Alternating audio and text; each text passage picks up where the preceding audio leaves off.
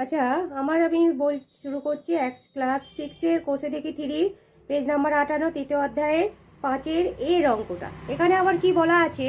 এখানে বলা আছে নিচের সংখ্যাগুলি সব থেকে কাছে 100 গুণিতকে পূর্ণ সংখ্যা নিয়ে গিয়ে হিসাব করি। তাই তো 100 গুণিতকের নিয়মগুলো আমি আগের ভিডিওগুলোয় দেখেছি যে 10-এর গুণিতক, 100 গুণিতক, এগুলো নিয়ম কি। তাই এগুলো এবার এই সঠিক অনুমান ধরে এগুলো যোগ করতে হবে, বিয়োগ করতে হবে, তাই তো? তাই আছে। তা এখানে আমার কি দেখানো আছে? এখানে আমার দেখানো আছে এই সংখ্যাগুলো আগে সঠিক অনুমান করে লিখছি, তারপরে আমি আবার বলে দিচ্ছি কিভাবে হবে। এটা হচ্ছে অনুমান, তাই তো? সঠিক সংখ্যা তাহলে এখানে কত? 4, 2, 6 একক, দশক, শতক। আর এটা তাহলে দেখো করলে কি হবে, এটা হিসেব মতো এটা এখানে 6টা কি, এখানে 6টা কি না, 6 তো ধরে না, এটা 2 ধরে হবে। এখানে 2টা মানে দশক সংখ্যা ধরে হবে। যখন 100 গুণিতক হয় তখন কিন্তু দশক সংখ্যা হয়। আমি আগের ভিডিওগুলোতেও দেখিয়েছি, যখন 100 গুণিতক হয় তখন দশক সংখ্যা ধরে কি করতে হয় না, দশক সংখ্যা ধরে একক, দশক, শতক, দশক ধরে এটা বাড়ে। তার মানে 2টা 5-এর থেকে কম বেশি না, এগুলো 2 ধরে হবে। 2টা তাহলে 5-এর থেকে কি ছোট, তাই এখানে কি হয়ে যাবে, এটা শূন্য হয়ে যাবে। অনুমান করতে গেলে কি হয়ে যাবে, এটা শূন্য হয়ে যাবে, এটা 2টাও শূন্য হয়ে যাবে, 4টা যেমন ছিল বসে যাবে। এটাই তো নিয়ম, আমি আগে বলে দিয়েছিলাম যে দশক যদি ধরে করি আমরা 100 গুণিতক যেহেতু, তাই 5-এর থেকে ছোট না বড়, সেই ছোট যেহেতু আছে তাই এটা একক শূন্য হয়ে যাবে, দশক শূন্য হয়ে যাবে, আর 4টা যেমন ছিল বসে যাবে। এটা গেল। এবার পরেরটা তাহলে এটা একক, দশক, শতক। পরেরটা 5, 8, 9 এটা একক, দশক, শতক। তাহলে এবার এটা আমায় যোগ করতে দিয়েছে, কিন্তু তার আগে আমি এটা বার করব। কি বার করব?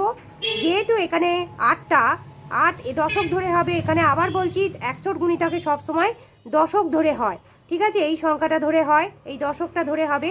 তাই এখানে এটা 8টা কত আছে? 8 যেহেতু 5-এর থেকে বেশি, তাই এখানে এই 5-এর জায়গায় এটা 6 হয়ে যাবে। আর অন্য কোনো কী হয়ে যাবে, একক, দশক শূন্য হয়ে যাবে, ঠিক আছে? একক, দশক শূন্য হয়ে যাবে। এবার আমি এটাকে যোগ করব, এটাকেও যোগ করব। এটা যোগ করলে কি হবে?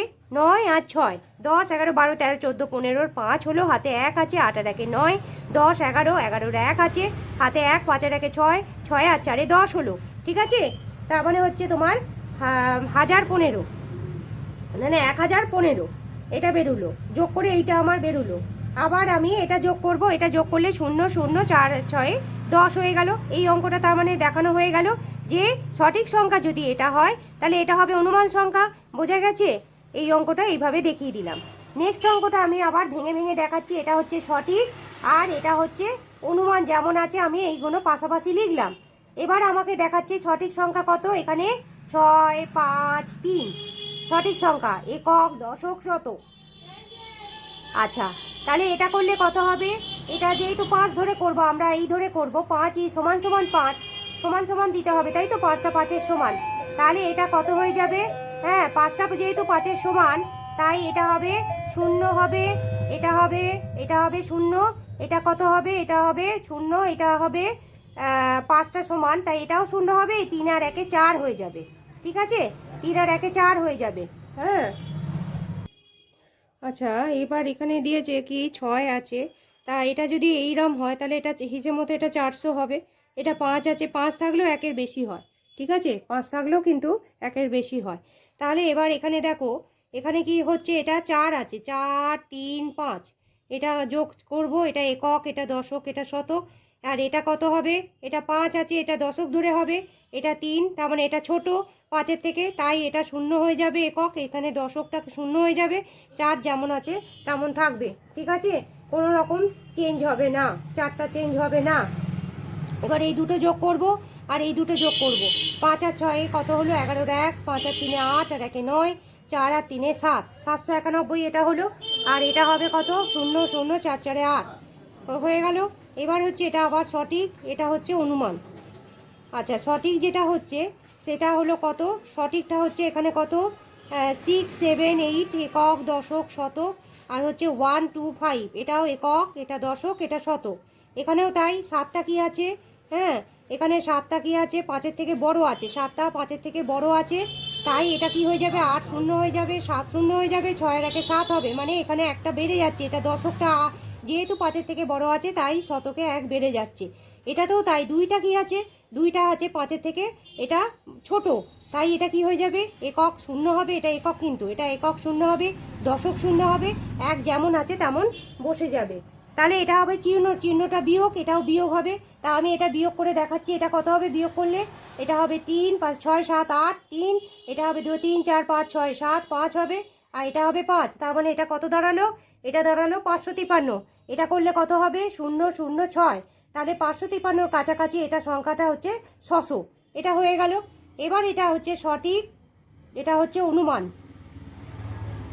এখানে সঠিক বলতে এটা কত না, 1, 2, 4, 8 একক, দশক, শতক, হাজার, এটা হাজার।